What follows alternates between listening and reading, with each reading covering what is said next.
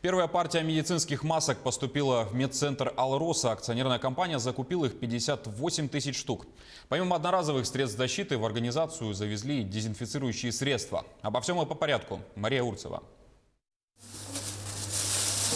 Пачки по 50 масок. Сейчас будем отрабатывать.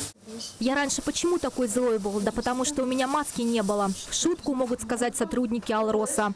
Теперь в медцентре десятки коробок с этими изделиями. Голубые одноразовые маски работникам подразделений и дочерних предприятий раздают с 9 утра. Они были распределены по площадкам подразделений компании и дочерним предприятиям. Сегодня отправляется машина на север, удачный Айхал.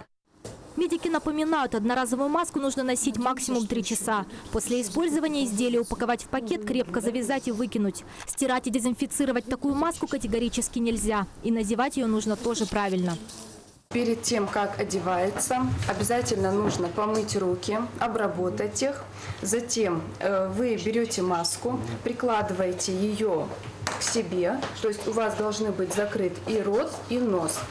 Фиксатором вы прижимаете плотно к носу, натягиваете ее до подбородка и потом уже аккуратно себе за уши. Все.